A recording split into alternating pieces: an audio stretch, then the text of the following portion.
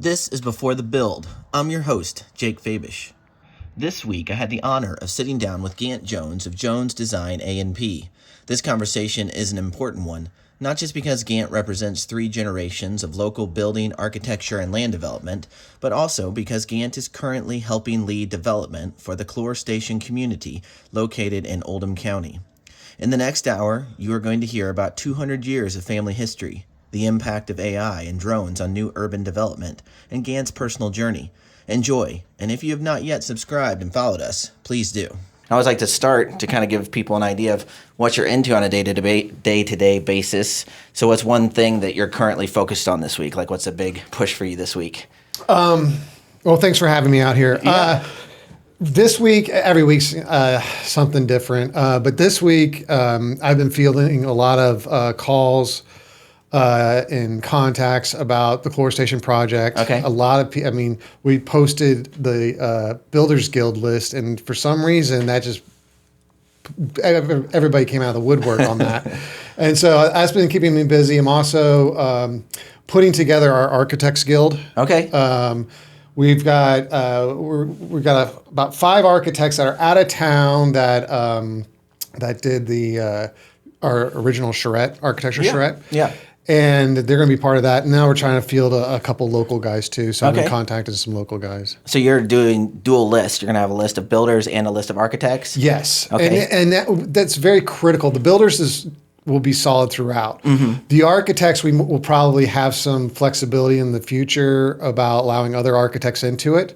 But for now, we want a handful of architects that are clearly aware of what we're trying to achieve. Yeah, yeah. Especially those guys that came through our architecture charrette. Uh-huh. They know what we're trying to do architecturally. Yeah. And that'll help guide, especially in this first phase, how everything goes into the future. Yeah, yeah. So how did you find these architects? So by recommendation from, so we had our planning charrette back in 2019 was with DPZ. They brought in a couple architects to assist in that. So one of the architects we hired as our town architect. The town architect, then he put together the architects for the architecture charrette. Okay. So it's kind of his architects, and then you're going to add a few guys. Architects that he works with. So they're all pretty much single practitioning architects, or they have a very tiny office. Okay. And they're all over the U.S. Really? So they are very astute in doing traditional neighborhood design and architecture. But they're really talented at the same time. So are you leaning into like traditional architecture? That's kind of the driving design force behind this? Really, our launching point aesthetically came from our German heritage. Okay. So my family came over in the 1700s from the border of France and Germany in a town called Jemingen. Okay. And we have some images of that town that kind of said, hey, we like this European look a little bit. Okay. But let's not get kitschy with it. Yeah, so let's try to, our architecture style that we're coming into this, has more of a European feel to it. So and not farm country, right? Yeah. So we are pushing brick and stone and not lap siding. Okay. So and so for architecturally, you're kind of looking at the Tudor kind of style or colonial minimalism kind of stuff. Yeah, I love that. Yeah. As you were developing that, did you have to like push back on the architects, or did the architects just naturally like get your vision and run with it? We, it was kind of like, it was about throwing a bunch of ideas out there, and then before we kind of steered it and kind of got it going in a direction. So we kind of have, our architectural standards, I would say, is fairly organic. And what we're trying to do, because the rules it's not a big set of rules. It's like 3 pages. Okay. And then we're compiling some precedent images of existing structures. Say, hey, we like this.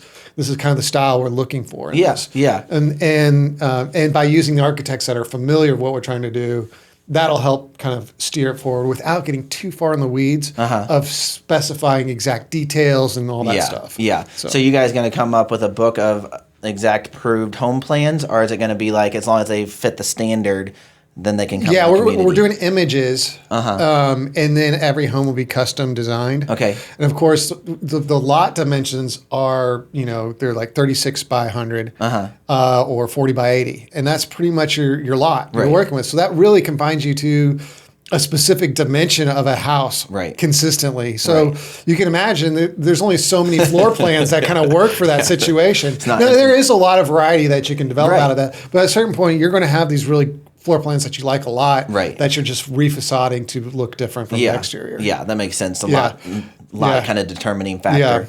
Yeah, but for the most part, it's all custom. Okay. Yeah. So you're a licensed architect yourself. I think when we met earlier, you had talked about that always kind of been the plan. Yeah. So when I was growing up, my dad was a builder and developer, and I worked on job sites all the time for different trades. Yeah. And I realized in high school I wanted to go into architecture, and really what was compelling me that way because I was just I'd never satisfied on what I saw in the suburban environment. I think I was like, we can do this better. And then so as I got into architecture school, going through that, I realized that what we had on our property and what we were going to do in the future, I started preparing myself of thoughts of being involved in that sometime down the road. Okay. So then I went and got my master's in architecture and urban design. Okay. And then with the thought of coming back and participating in doing this whole project. Okay. So you were aware of this Clore project even as early as high school. Yeah, no, I mean we've had plans of developing this property since the highway exit came in. Wow, and dropped it right in the middle of the farm. Yeah, because at that point it just changes the dynamic of what it could be. Right. And so my grandfather, he was kind of one of the first developers in Oldham County, and he was a big time entrepreneur. He was really good at what he did, and he saw that was going to be the case. And from him, my uncle and my dad, they've put forth the effort to do things to the property to help it in the future for its development. Okay. So that means like they got incorporated into Crestwood. They kind of filled in some big holes out there. They got sewers onto the property. Okay. And that kind of prepped it for future development. So in 2019, we realized that we need to start moving forward with the planning. Yeah. And so we hired DPZ to help us with that. And how long had you been out of school in 2019? I graduated from Harvard in 2006. Okay. I got my master's. I stayed in Boston for a year, and I came back in 2007. Okay. When the economy was tanked. Couldn't get a job, so I just started working on my own. Okay. And basically what I do on my own is mostly renovation addition projects, but a lot of new construction homes and some commercial fit out. Okay. Too. Okay. Yeah. So was all of your schooling at Harvard, or did you do? No, I went to UK. There? Okay, UK undergrad, first. And then I went to Harvard for my master's. Okay. And how'd you like Harvard? I loved it. Yeah. I loved Boston. It was intense. It was way more intense than, every step's more intense, right? It was a lot more intense. Yeah. A lot more competitive than UK because of the talent that was there, and trained talent. Yeah. A lot of it was inspiring. It was really a great experience. Yeah. I imagine probably a lot more international pull. Oh, yeah. Harvard. Oh, yeah. Yeah. But it's really balanced, you got a lot of from around the States, people from everywhere, and then all, Asia and Europe. And a lot of people from the Caribbean and Puerto Rico were there. Yeah. Okay. In the urban design program. Yeah. Which was interesting. They came up from Miami, and I think that's where Dwani with DPZ their office is, and I think they got a lot of education from DPZ at the University of Miami when they came up. Okay. So there's one UK student that was at Harvard when I was there too. Okay. Yeah. That's super cool. Yeah. Do you find that the Boston architectural style is actually similar to what you guys are trying to do in Oldham? It seems kind of clear. Man, yeah, I feel like it could be. Yeah. But we'll see where it goes. I really want to influence that. Yes, we'll have some traditional themes, but I want to have more of a fresh approach to it too. Yeah. So, how do we kind of bring it up? Although Boston, if you ever go to Boston, walking around the streets and it's just, if we get anything close to that, I'd be very happy. Yeah. That's super cool. So what was you said you were in Boston for about a year. What was that experience like? Oh, I was after. I saw the grad school, the program was 2 years. Okay. And I stayed for another year, worked at Chan Krieger. Okay. They're an architecture and planning firm. And that was really cool experience, working with them. We were working on international projects all over, did the Shanghai Bund and Detroit's riverfront, those projects. Okay.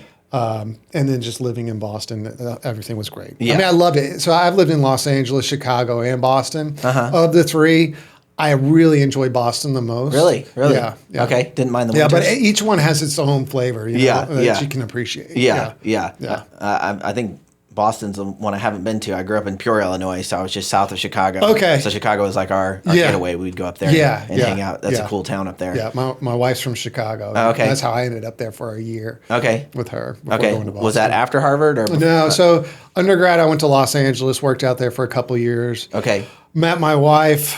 We started dating, and she was in Chicago. So I said, I'm going to go to grad school, start applying to grad schools.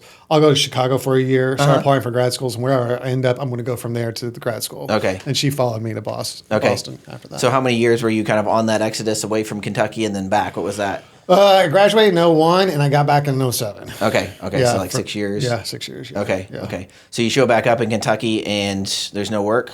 No work. No work. The economy had tanked. Yeah. Architects were trying to find work. Yeah. So I just I was able to work for Chan Krieger remotely, working for I think it's a Downtown Development Corporation, of doing some planning studies of, bringing people to the streets in downtown, how they could change facades and stuff. We did a study. So I was able to work remotely here for about 6 months. And then I started getting some contacts here and started working for, different people doing different residential projects and such. Yeah. And when you kind of started to find some traction, was that like through other architects kind of feeding you work they couldn't do, or was that directly to homeowners? Or It was contractors. And just word of mouth. Yeah. Pretty much. Yeah. I work primarily with general contractors. Okay.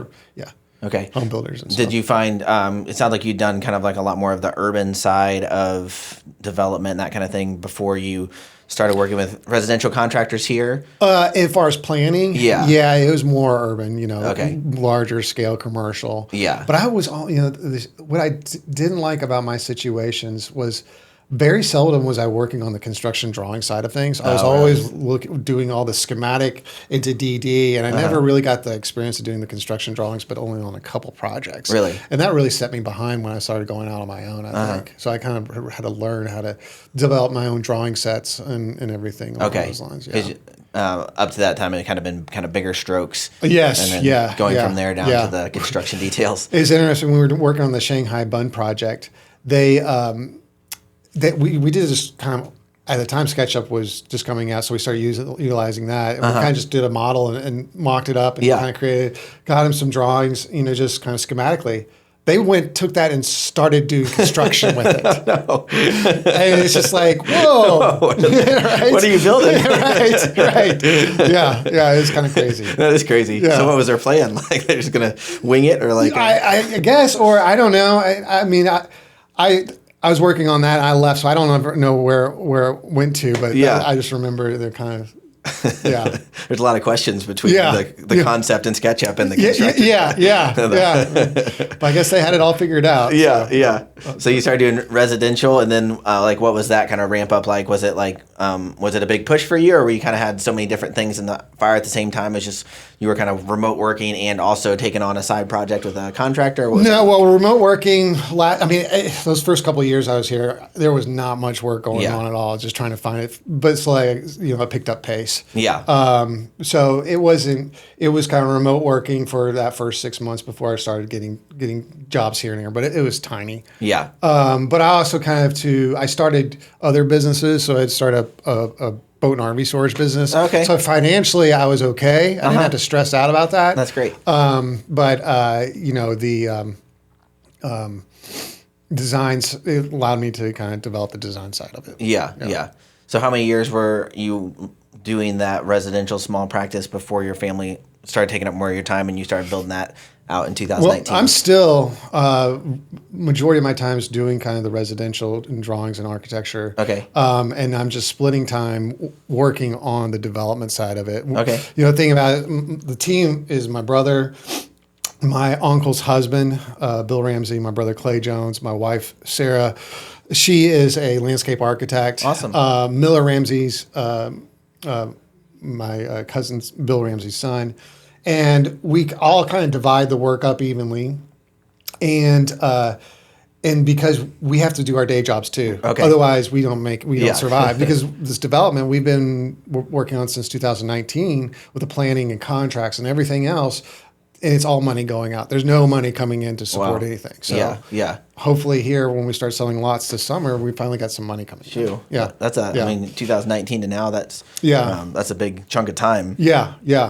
And so, So once we get that money coming, that's great. But unfortunately, that money we need to put towards the second phase. So we're not taking any, it's just kind of you just roll it. So residential development, the way we've always traditionally done it, is you really don't make money until you're kind of 2/3 of the way through. Okay. Kind of almost at the exit. Yeah. Okay. Yeah. That won't be the case in this. We'll have to take out money because it's such a long project. But for the most part, we're just rolling the money back in. Okay. So in 2019, did you kind of understand that time frame? Well, so we... David Holmes and Charles Osborne, they're developers at Norton Commons, and we talked to them about kind of the project and whatever, and they mentioned how long it took them before they started breaking ground. It took them 7 years. Well, we're like, it should be faster for us, but no, it's 7 years. It took us 7 years to get here before we finally broke ground. Wow. Now, part of that, there's at least 2-year delay on negotiations with the hospital. Okay. Because when Baptist Hospital came along, it kind of threw us for a loop. We're like, whoa, we weren't thinking anything at that scale. And one thing I'm starting to realize is that, us Oldham Countyans, I think we undervalue what we have, and that there are opportunities out there for bigger things like Baptist Hospital wanting to move out and be part of your project or things like that. Okay. So it's something we had to figure out. Well, we don't want to deny them, but how do we get them to work with what we're trying to do? Because we're looking more out of a walkable community that's more quaint and more tangible rather than some big institutional complex coming in. So we thought that would be very disruptive. Luckily, we have, it's 3 corners of a highway exit, and we could take the whole campus and put that on one corner. Really? While the town center could be on the other side of the highway. Okay. And so the intrusion wasn't there. By the 2 different types of uses, but you get the benefit of the jobs and all the experience and going in there and being connected to it in that way as an anchor. Yeah. So how did that connection happen between you guys and Baptist? The crazy thing is Baptist was looking for another location, I think, somewhere closer to town from LaGrange. Their head guy of kind of their property management used to work for my dad. Really? And so he lives right next to where we're doing this project. Okay. So he saw us doing this, and they put 2 and 2 together, and they Baptist decided, this might make a lot of sense, and they came up, started talking to us. Okay. And so that, it worked out. And then, a few years later, after the charrette, Jason Radford, he was the superintendent at Oldham County. Are you familiar with Oldham County Arts Center? Yes, I live near there. Okay, yeah. So the Art Center, it's an old church, and it's all broken up. Oh, yeah. It's like a maze. And there's no way it's to code. As far as emergency egress out of there, people are, if it gets caught on fire, they're going to get lost trying to get out. I would be lost. So he came up and he said, we're looking for a new site or building a new art center. We're either going to tear down the existing one and build on that site, or we're going to try to find another site. And he approached us and said, would you guys be interested in putting the art center in your all's project? Wow. And we were like, well, yeah, we're kind of thinking about this. So we allowed ourselves to digest that for a while. In our town center, we always had a grocery store located. Okay. But we were having difficult times getting a grocery store to commit to what we were trying to do. When a grocery store sees raw ground, they feel like we want max flexibility of getting the trucks in and the huge parking lot, asphalt all the way, to the front. Yeah. And that kind of just that didn't work with our zoning or what we're trying to achieve. But the Art Center came along and they were committed into following our guidelines. And they bring as an anchor, like a grocery store, with the amount of people coming in and out for different classes throughout the day and during the night. Yeah. And it brings, I really do like it, a culture to the development. Yeah. It kind of really influences what's going on around it in a positive way. Yeah. So what we've done is they're a central feature. We're donating property, 4 acres, and the nicest property we have in the development. And the back of, it's front on the side that fronts the plaza. the plaza is going to bleed down to the back of the structure to an amphitheater. So the amphitheater will be tied into the plaza itself, and you'll have buildings that anchor on each side of the amphitheater, and you can have restaurants right there overlooking it. And so, we're really excited about that. Super cool. Yeah. Haven't officially gone public with that, like published it or anything, but it's moving forward. That's awesome. Yeah. So that's like that's a lot of infrastructure going. You got a hospital going on, an art center, the grocery store, and then all the residences. Yeah. It seems like a wide spectrum of infrastructure needs. It is. And so we're putting in the infrastructure right now. Luckily, the hospital infrastructure over there is mostly all installed already. Okay. They bought the land, so they're going to have to develop their own area of land. We're just retaining 7 acres, so we don't have to worry about developing their property. Okay. But with the art center and everything in the town center, we are doing that. So yes, infrastructure is going in. It's especially in this first phase. Trying to get some electric in and all that has been pretty daunting. Yeah. It's a beast. Yeah. So take me back to the original, like, around the table conversation. You guys are, as a family, are developing guidelines. Like, where do you even start on that conversation as you think together? Like, we own this land, we have this vision. Where do you start with guidelines? So the property has had several iterations of master plans, like in the 80s and 90s, a couple bubble diagram master plans were done. Yeah. But it was never really well done. It was kind of, you look at it, it looks typical. Yeah. And we had a apartment developer come over and wanted to buy some property and put an apartment complex. And we're like, okay, we'll sell you 10 acres back there by the cell phone tower. And you can put it all around that cell phone tower because we don't. Yeah. And they took the bait and they bought the property. And like, oh, we can't do that again. Oh, man. We need to finally take off and start planning. Yeah. And so we started inquiring with some planners around for proposals, and decided to go with DPZ. Okay. And then that kind of their knowledge of doing these projects all the time has been priceless, because it led us in directions of finding the right lawyer to hire to set up our restrictions, our homeowners restrictions, and our residential and non-residential declarations. They guided us to a group that's called the National Town Builders Association. Okay. So it's a developers group that do similar types of developments around the U.S. Okay. And they have a conference twice a year, which has been eye-opening and very great. Yeah. So DPZ has really been very helpful in informing us and guiding us through this process. And really, David Tomes, he's the one who kind of kicked that off and helped us develop that relationship with DPZ. Okay. Yeah. So as you were looking at different options for choosing which kind of development firm you want to work with, what were the ones that you decided not to move forward with, and what stood out about DPZ that was different?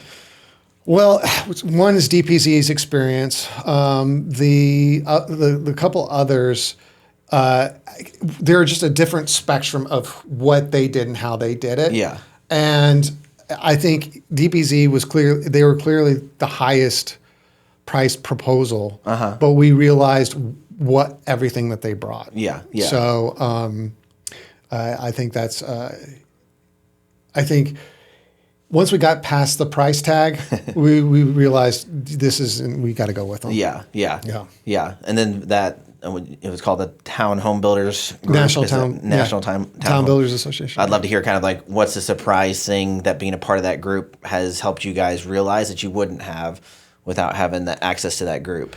Just the different facets. Yeah. I mean, when these developments, there's, you can talk about the governance documents or the zoning code, or then you get down to the architecture and how they do that, or how they do the planning, or how they handle their real estate, commercial, or are they selling?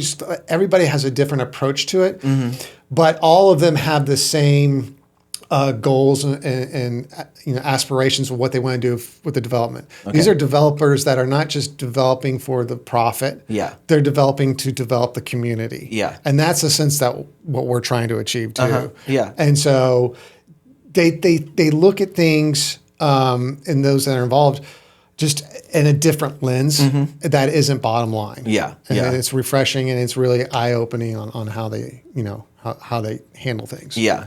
No, that's super cool. I'm actually going to pull this up. I was watching your video, and you said this line, this isn't based on chasing a recreation of the past. It's not based on utility. It's based on design. I thought that was super cool. Super cool mindset to have, that this isn't just about, it's not a recreation of Mayberry. Right. We're not just trying to stamp Mayberry back in Oldham County. And it's not just about utility. It's not just about what works. Right. But it's about building a life experience. Right. And that's kind of like, for me, the big word's community. And I really wanted to emphasize that there's words that define this type of planning, tradition. Yeah. And I really, and new urbanism, those types of terms sometimes bother me because the tradition, I think, it kind of thinks, well, they're just trying to do something that's nostalgic. Yeah. And I'm like, no. Really, tradition kind of reflects back into what works. And, it doesn't necessarily mean that we're trying to do something like Mayberry. Yeah. Right? Yeah. And then, of course, new urbanism, people get caught up in new urbanism and what all that means. But for me, new urbanism is just good planning. That's just what it is. Yeah. It's just planning. Yeah. And so, this project, yes, we want to rely on the traditions of design because it's successful. Yeah. It accomplishes a lot, both fundamentally, functionally, but aesthetically too. But then how can we do that in more fresh ways? Yeah. So we're trying to achieve that. And then, with this project, you have the architecture, you have the planning, and I think the key component about this is the community itself and how you establish the community in ways of the planning, of the programming, and those different facets too. Yeah. I can tell that this piece of land is more than just a piece of land. It's like part of your family legacy. Yes. Why is community, the word community, the idea of community so important to you guys? Because you guys are kind of forcing yourself to kind of like get stretched, maybe thinner than what you would in other development opportunities. Yes. You're kind of forcing yourself to bear up under a burden that's maybe bigger than if you just, did dollars and cents. Yes. You just went to the market and, running numbers. So what is it about community for your family? Well, working on this project, because this has been in our family since 1808, this is a very important piece of property to us. Yeah. If we're going to do it, we're going to do it right. Because when we get done, we don't want to look back and say, "Oh, that's just a strip center now," and have regret about that. What we've contributed back to the community that we've been with since day one, basically. Yeah. So we said we wanted to really push everything, and this is 10 times more effort than we have for anything before. And it's become. Not just a job, but a part of life. Yeah. At one point that was our livelihood, farming. That's how we lived on that property. In a way, we are still farming, but just in a different way. Yeah. If that makes sense. Yeah. And we intend to keep any income producing property in perpetuity for future generations to kind of live off of and participate in the development going forward too. Yeah. So yeah. Yeah. I just think that's so important. We just need more space for human connection. Like we need to rethink the way that we build and connect each other in a neighborhood sense, in a community sense. Right. So I love that you guys are willing to kind of like stay the course on that. Yeah. In your guys' family conversation, I feel like any project that has this duration on it is likely to have like kind of project drift. What keeps pushing you guys back? Like, is there a personality in your family that's always like the hard liner, like we're not going to lose sight here, or is it just like a set of values that always kind of pulls you back to center? I think we're all on going in the same direction, but I think there could be some point down the road, some attrition about let's just get it done. Yeah. I think that happens with any large scale project to a certain degree. Right. Right now, everything is fresh and new, and we're still creating our governance documents. Okay. That it's like, it's all, focus, getting this to do the right thing. Yeah. Right. Yeah. But, I could see down the road us kind of like just getting exhausted, Yeah. But I think I'm, for one, pushing for, this is going to cost more money, but it'll be well worth it because it will, it'll look better, it'll perform better. Yeah. Doing this versus doing whatever else. Yeah. As far as like, okay, well, here we want to have a nice stone laid retaining wall because it's part of the park system rather than some ready rock or concrete, wall. Yeah. We want something that's aesthetically and better done, but it will cost, 3 times more to do it. Right. So how we keep pushing that and not giving up on those things. Yeah. That's, I think, going to be critical moving forward too. Yeah. Well, a lot of respect for you guys. I mean, you've already stuck it out this far. Yeah. You mentioned phase 2, like is in the wings. How many phase project is involved in this project? There's probably 9 phases. Really? Yeah, it's hard to say. Yeah. It's kind of it's market driven. Right. It happens kind of organically. We have a master plan, but it's going to change as we kind of go through. Yeah. And you start. Getting into engineering, it's going to respond to that, and it's going to respond to market. This first phase, as far as the housing types, what people are shifting towards and what's selling the most, will influence how we do the future phases, right? So in the first phase, we have a lot of different housing types from single family, townhomes, mews, and multifamily mansion apartments, and mixed use and live work buildings. Okay. So based on what people are going to be buying, and this we'll kind of if it's townhomes, then we'll good because we've got a lot of townhomes in the future. Yeah. If it's no, it's all single family, well then we need to break those townhomes up and provide more single family. Okay. Ideally, I would like for this to be a dense project. We are a highway exit. Right. Density makes the most sense here. And we're part of a city. Yeah. So it can only help. The density can only help you far as suburban sprawl pressure, alleviate that because they're coming to this place and building a house on this smaller parcel versus going out further and building a house on a 1 acre lot. Yeah. So hopefully that's taken a lot of pressure off of urban sprawl, but at the same time, it's also, when you get this density, it also helps the commercial side of everything. Okay. So it helps your restaurants and helps influence the grocery store to finally come in. Right. And those things too. Yeah. That is such like requires, I can't even imagine the amount of foresight and thinking ahead of, a 9 phase project. And then, as you're saying, the need to stay flexible enough to evolve over that period of time. Yeah. That's like a lot of plates to spin. Yeah. And so, that's interesting. When we did our original SHREP with DPZ, we were looking at the PUD rules and regulations for Oldham County. And Jim Urban was the head of zoning at the time. And he said, guys, why don't you just adopt the SMART code? And we'll write it in as a new classification for Crestwood zoning. Okay. And it's called a PND.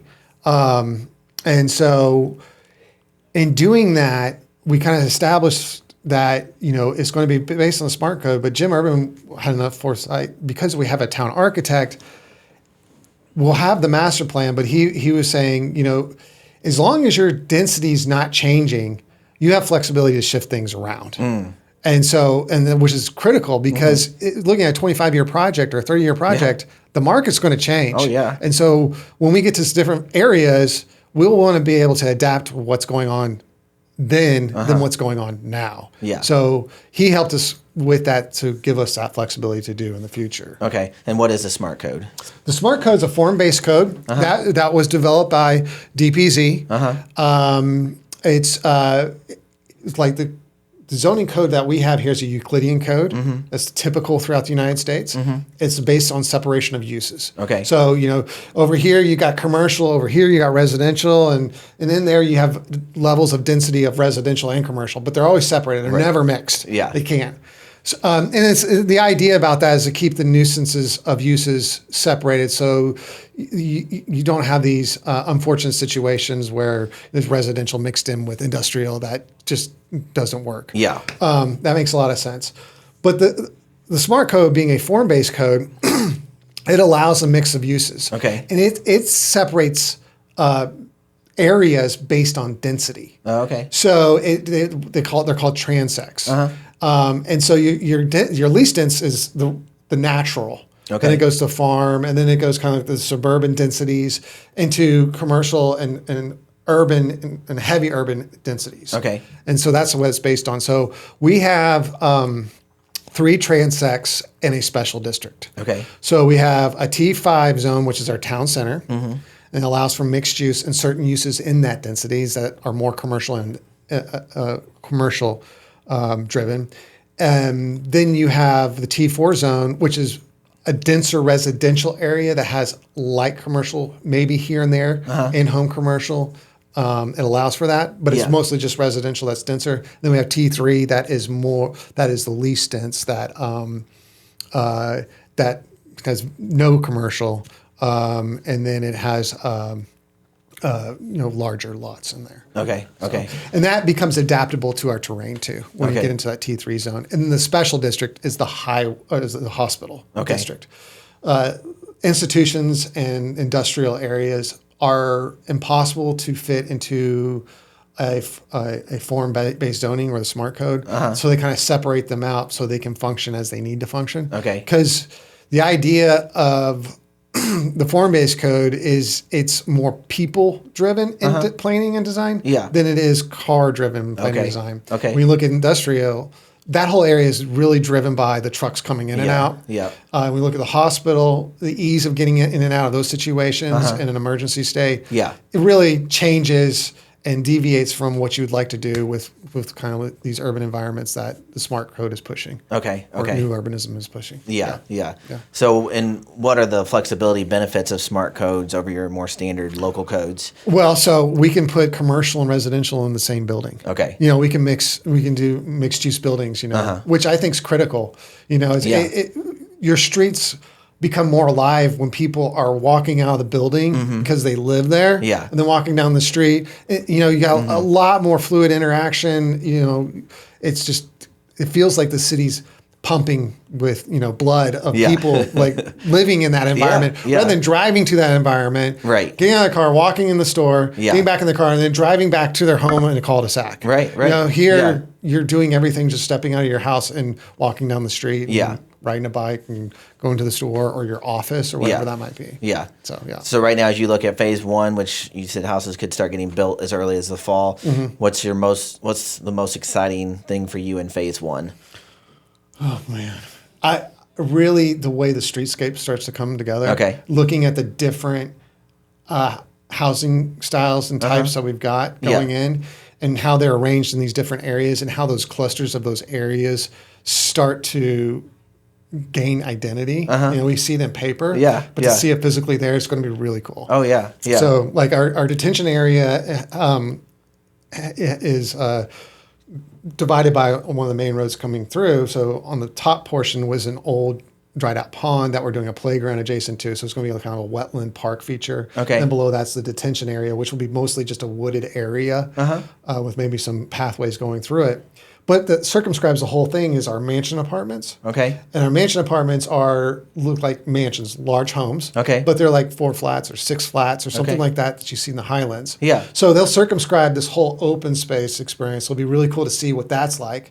And then we have off of that is the Muse area, which is a cluster of muses, do you know what a muse is? No. Okay, so a muse is a London tradition of carriage houses in alley situations. So they're like townhomes. They're just stacked together. But their footprint is based on a garage, essentially. So these are townhomes that are like 25 by 30. Based on the garage. And then you're living on the second and third floor. You're just living above the garage. It's trying to keep things at a more affordable price point. But what they front is a public alley condition. Right? So it's just kind of a tight cluster of these homes with this kind of pedestrian public way that's in between them, and then there's an automobile alley behind it. But that kind of that pathway kind of connects one park over to another street element, over to another park element. And just way things will start to come together. I'm really excited to see it.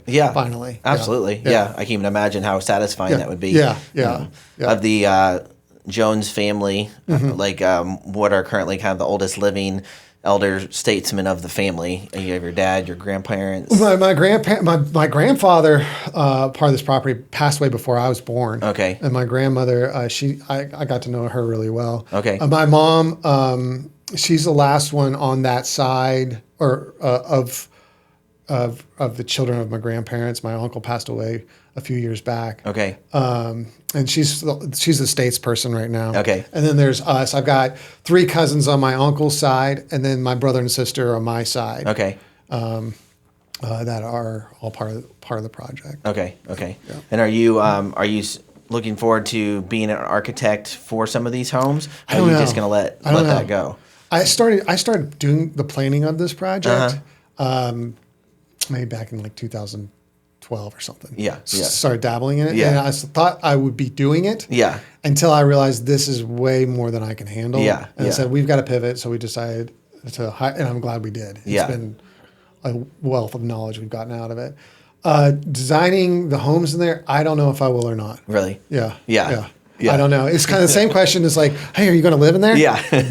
No. Too close to people knocking on my door saying, Yeah, why'd you do this? Right, yeah. This person hasn't put their trash can away yet. You need to go say something. No. Yeah. No. You're like, don't let them know you're the landlord, right? Right. Exactly. You're just there to check it out.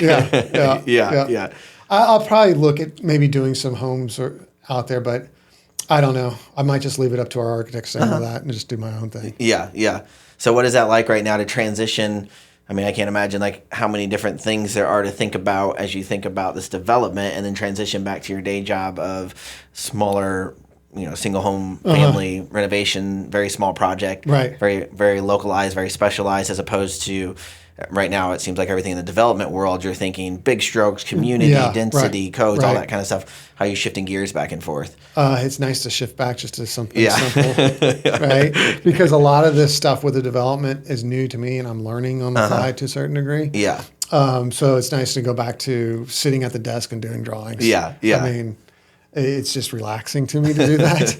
It doesn't stress me out the way. Well, it can stress me out, but the development side, there's just so many question marks, right? Yeah. And we're developing our own rules and systems for this specific project that we're not used to doing. Right. But yeah. Yeah, I think that's like for me, I'd probably liken it to the experience of, I was a carpenter by background before I started designing. And now for me to go back in the field, it's not as relaxing as I want it to be because there's always phone calls coming. And I enjoy woodworking. I enjoy working with my hands. But like being able to isolate myself enough to enjoy it feels impossible now. Where you're like, I really... that's the truth. I mean, I wish... You could shut the phone off and just do your work and just kind of, listen to some music and just go at it, right? That's the dream. Yeah, that's the dream. That is the dream, but it's very difficult to achieve that. Yeah. I'm lucky if I get, 3 hours of design time in a day. Right. Oh, I imagine. Yeah. So how has kind of this community development informed your residential practice?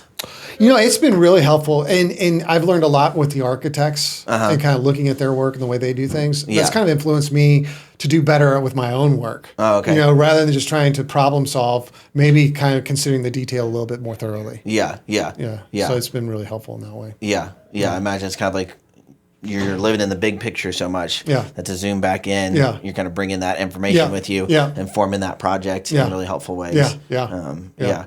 What is like, if you could just do one thing kind of moving forward, would it be kind of staying in the broad strokes world? Or do you feel like if you could do it, you'd go back into like letting other people run the big strokes and you just go back to doing... I think the broad strokes are my kind of thing. Yeah.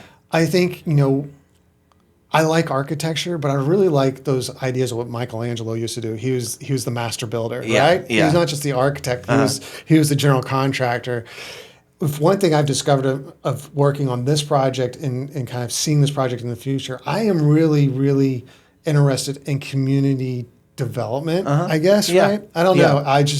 I've been doing work for the city of Crestwood, and I really feel, great about being involved in where there's creating space or place that connects in to influencing how better our community can be. Yeah. And then thinking about programming too. Yeah. Like how do we make our environment a better place? Right. And that's what's, and it's not just design for me, it's all facets of that, from the development side to the ownership of that side to the design of that side. It's everything, and I want to be involved in it all. Yeah, and I can definitely see how important that is. I think that maybe that's, I don't know, you can't speak for the country, but it feels like in construction, residential construction, we lost our way because we quit thinking community. And we thought project by project, we thought house by house, and everybody kind of like got theirs and moved on. And in that, what we ended up with is this environment of, Taco Bell, Main Street, that nobody wants to be around. Nobody feels human in that space. So I think I can only imagine good things coming out of stretching your brain to be like, my design needs to include community and not just this single plot of land kind of thing. Well, I mean, design and planning has been driven by the automobile since, the 50s or whatever. And it's really influenced about everything, and it's completely lost the individual. What's interesting is to start to forecast what the future is going to be when automobile ownership may not be a thing anymore. It may be subscription automated based where you just push a button and the car comes to your house and picks you up and takes you wherever you need to go. People won't have cars. So the idea of having a garage or having these drive-throughs and all these different facets that are about the vehicle are possibly going to go away. All these parking lots may not be necessary. So that's one thing we've considered in this project. We've considered a lot of things forecasting the future. But the automobile and the idea that the automobile, and it may not be a thing in the future, that we're going to keep ownership of all the parking lots. Because at some point, that bit might be obsolete. We need to rethink about what that space is. I gotcha. Additionally, we have rules and restrictions about our air rights. Because about drone delivery and drone, how that works too. So we have that in our restrictions, just trying to forecast what the future might be. So how do you think about drones in the context of a community, in a world where there's no more, personal ownership of automobiles? Drones become more valuable in that, like, if I don't have a car and I'm not going to go to the store, I need the store to come to me. You could see how drones would fill that void, but you can also see what a nuisance from a community standpoint. Nobody wants to walk to the store and getting buzzed by 15 Amazon drones on the way. Our language, if I recall correctly, it's fairly loose, but it identifies it that we have the HOA or the founder, which is the developer, has the right to kind of write rules and restrictions about drones specifically, rather than not having anything at all. Because I don't know what the solution is until the problem starts to show what the problem is. But we have to identify that might be a big thing coming up. I mean, like you said, I could totally see a world where AI is headed, with the amount of remote work that we do, with the cost of automobiles. There's a lot of scenarios. I mean, the war in Iran right now. I mean, we have a lot of reasons to move. We're economically incentivized to move away from cars to something that doesn't require cars. But it seems like drones fill that gap. And I would imagine from a community planning standpoint, that's kind of a nightmare because, if every house on that block, my wife gets 3 Amazon deliveries a day. What does that look like when it's all drones? Just drones. You feel like you're in a war zone. I don't know. It'll have to be, we'll have to think about what that is. I don't know. Because it could be like a serious thing, like every house getting 3 drones to it on a daily basis or whatever. All your groceries coming by drone, whatever that is. I don't know. I've never owned a community, so I've never had to think it's like you kind of think about that, like your house itself. Are we going to be starting to design delivery areas? Like, is that going to be, it's not just the porch in the back now, it's the drone delivery area. Helipad on top of it. Something like, we're really, seriously. It's like a roof piece where they drop stuff off and then there's a chute that brings it back into the house somewhere. That's going to be an interesting thing. What happens? And like you said, with the lifespan of your project possibly being 25 years. I mean, there's just no telling what technology is going to look like in 25 years. I know. It's crazy. Especially with AI. I don't even know what that's going to do to us. I'm starting to feel like an old man. They keep telling me you need to start looking at that because it's going to affect our industry, I think. I bet. All the development and planning. Well, architects. Right? I think it could easily take over what we do. Really? I think it can. How would you see, where do you see that happening first? Well, I mean, just design. It's kind of like there's some software out there where you just have an elevation and it'll just render it for you, until make it 3D. And then I've had clients, they just put, some text into AI. And it comes up with the design that they want. They say, can you do drawings of this? I was like, I can. No, I've run into that too. It's like, it kind of scares me. No, it's almost commonplace now. I feel like of my last 6 clients, probably 3 of them approached me with AI rendered drawings that they had come up with by themselves in their computer. Yeah. So I feel like for me, the thing that I'm trying to figure out how to navigate is you don't want to discourage the client's input, and you want to encourage their imagination and get them involved in what's best outcome for them. So, but at the same time, like many of the solutions provided aren't workable, aren't actually solutions, or like when I can think of a particular situation where they gave me the drawing and I started trying to draw it, and I was like, "There's no way this would just you can't do this." Unless you're just totally making it up. So yeah. I've seen some of the inspiration photos they'll show me is like, and you're like, I think that's an AI photo because they took the valleys of two roofs and jammed them right into the middle. This just will not work. Yeah. It's a dormer going to nowhere. It looks great, but that does not work. Yeah. So how are you navigating that conversation with them? Well, I mean, you just kind of said, okay, I see the flavor you want. This is what you're going for. Now let's develop and make it actually work. Yeah. And so, I mean, it's very helpful. Yeah. When they bring more information to the table to design from. Yeah. So when you kind of focus in on your small practice, just your practice, what's your ideal kind of project? What do you really like to work on?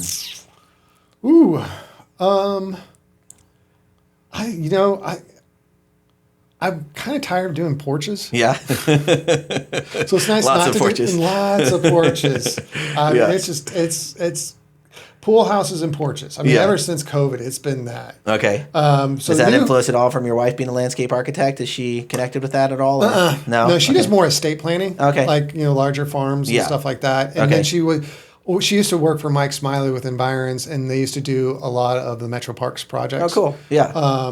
So that's more her thing. So we don't work together very often at all. Okay. Actually, I just, Josh Meyer? No, he's a landscape architect. Okay. I work with him, so I'm just talking to him today about some pool houses and porches. Exactly.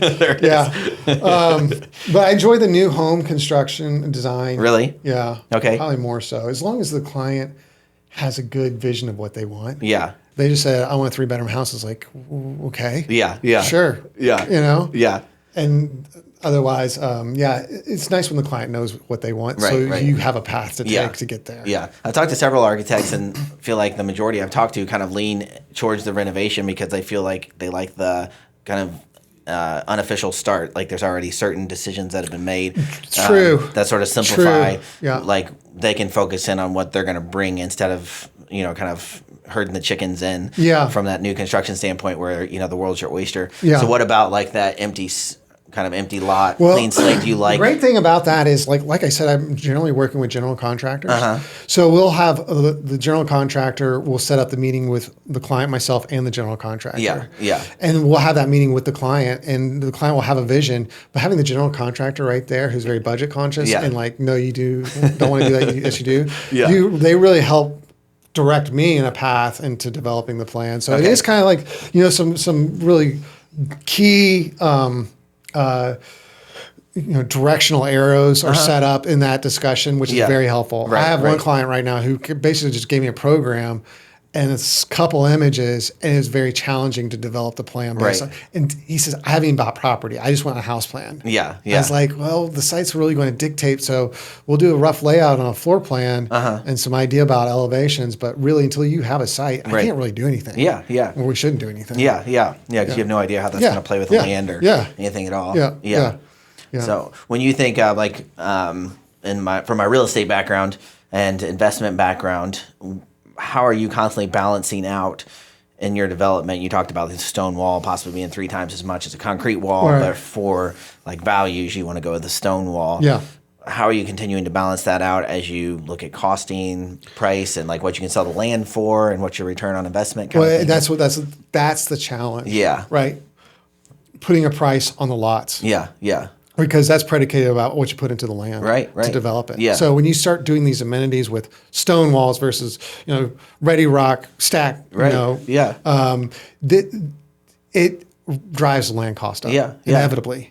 To do these nice things, you make it more expensive and you make it more unachievable for people with, lower incomes, which is not what I want. I want a diverse community because there's a lot of people, whatever their income might be, are serving a very valuable need for the community as a whole.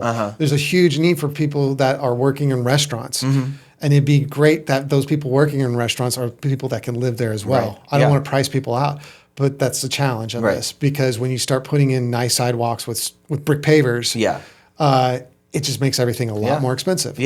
But, so it's a catch-22, right? Yeah. If you want a good community, it's going to cost you. And it's going to hurt the community as a whole to have diversity. Right. Yeah, no, I can only imagine, because I feel like in my experience, it's always just single-family homes, but it's the same conversation. I mean, like, if there are no limits, you can do whatever you want. But for most people, they have a very specific budget that they need to mesh with reality. And I can only imagine that 100-fold in a community setting. And in that is the answer density, is like that the... Well, densities in different housing types, not just single family, because that's high-end, expensive. Having the opportunities for an apartment or a condo.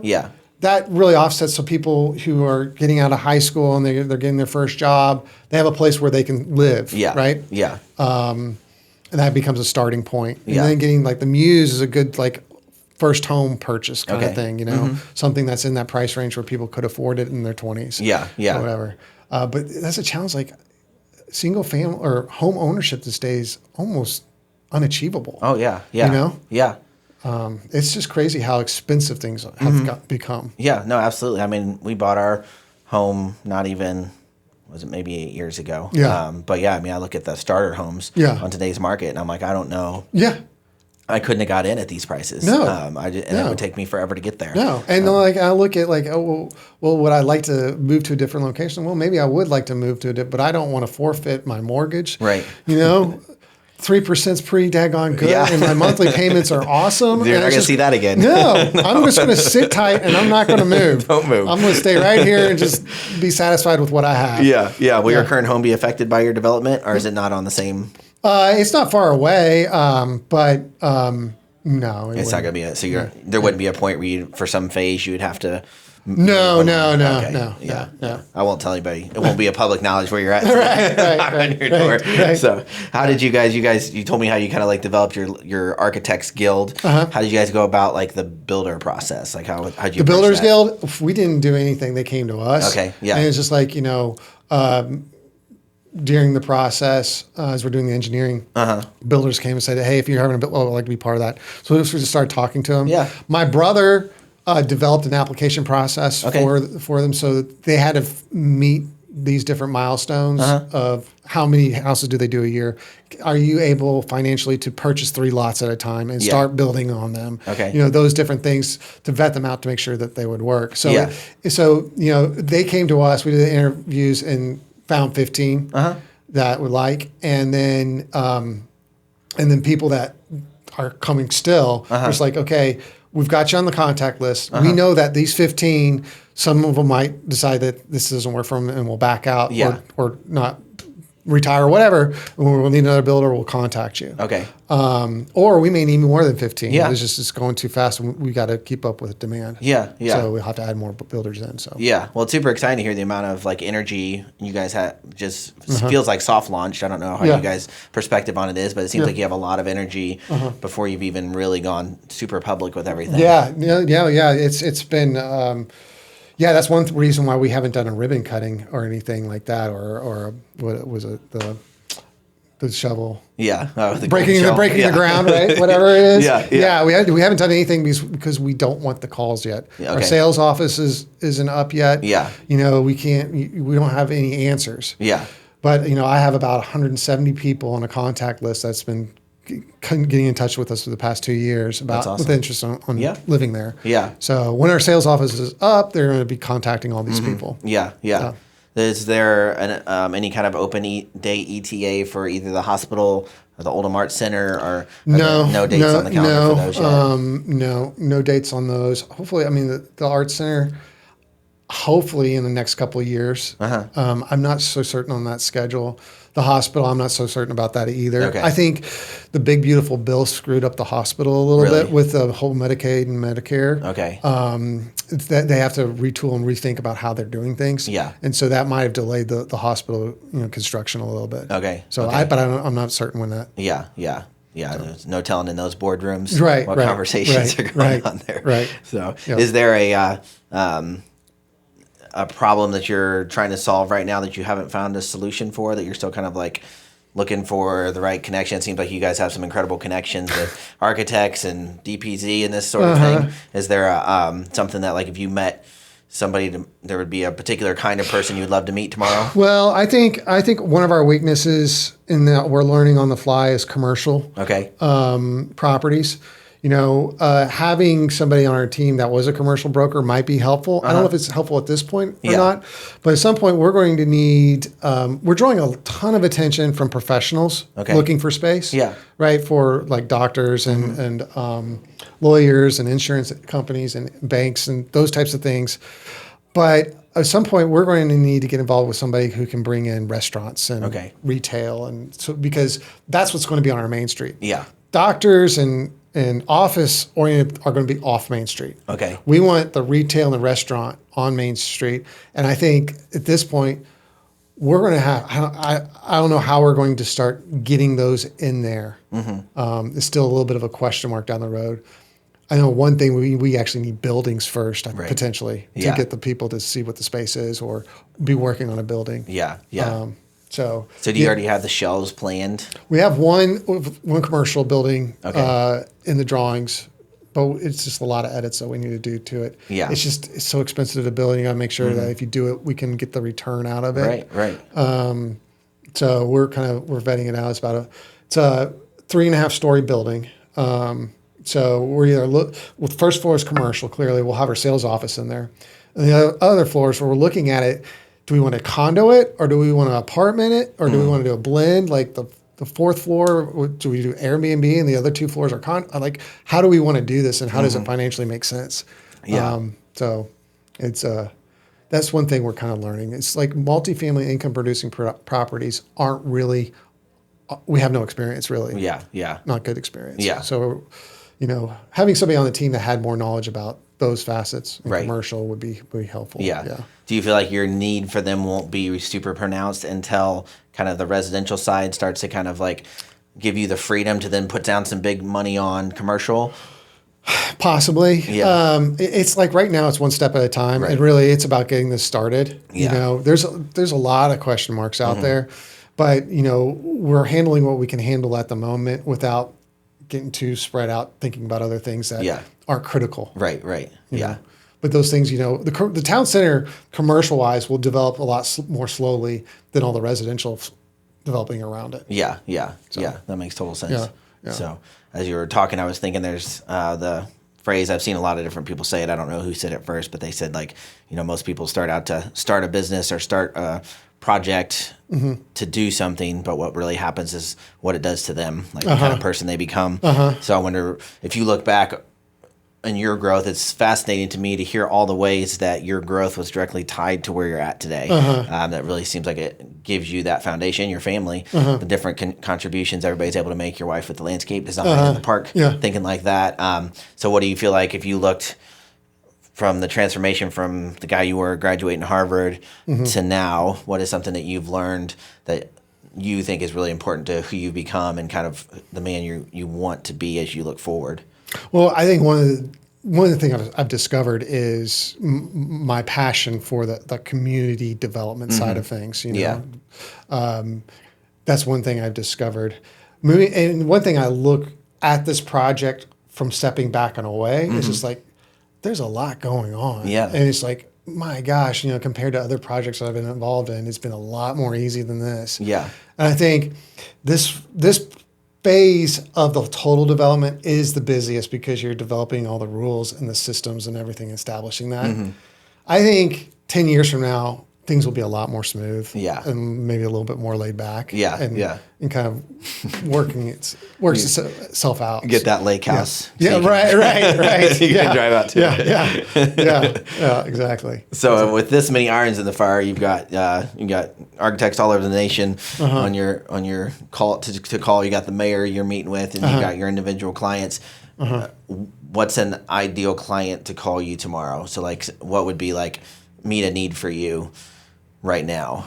what kind of project or what kind of Oh, person? so it's For you as a person, architecture project? Oh, I don't know. Maybe don't call me. This is the worst time. I don't know what it is about this type of year. I get slammed. Really? Yeah. And then I go on spring break and I come back. And when I get back from spring break, I'm like, I'm months delayed on everything. Yeah. And I'm struggling. By the time end of July hits, that's when I'm finally getting caught up. Yeah. And right now, it's just crazy. Slammed. Yeah. So don't call you yet. Yeah, don't call me right now. Okay. Right? Yeah, maybe that's what I want is, yeah. But so far as projects, it's nice working on a project when you're not stressed out thinking about all the other projects that you need to complete. Right. You're not just trying to get through it to finish it. Yeah. And it's nice having interesting clients that are looking for something new and different. Yeah. And it makes it a lot more fun. Oh, for sure. So yeah, it's kind of, I'm looking for that, although I'm just trying to get stuff done. Yeah. Yeah. Right now, how far booked out are you from taking on any new projects? I probably a month or two right now, and it's usually not the case. In fact, last fall I told I was turning projects away, and I'm probably going to start doing that again. Yeah. It's just because I need to keep myself available for the development. Yeah. So where's the best place for people to contact you if they want to employ your services directly for their home? Where should they reach out to do that? They can contact me directly or email me. I don't have any website or anything like that. I can just contacting me by email direct contact. Or contacting a general contractor that I work with. Yeah. Clients talking to the contractor, I think, is the most helpful in understanding their budget and what they can actually do. Yeah. Like I can design for you, but I'm not very good with knowing exactly how much it's going to cost. And we'll get off on a tangent doing something really nice that you cannot afford. It will not be good. Right. Yeah. So having the contractor involved is really good with that. We're rearing everything back a little bit. Yeah. And then as far as if people are trying to follow the development, keeping up with news releases and that stuff, what's the best place for them? Facebook and Instagram. We're posting weekly on there. Okay. We have a website, CloreStation.com, where we've got information about the project itself. But social media, we are trying to do a pretty good job of keeping everything, kind of the history of the property and the project, what we're trying to do as far as design, and keep them informed of where we are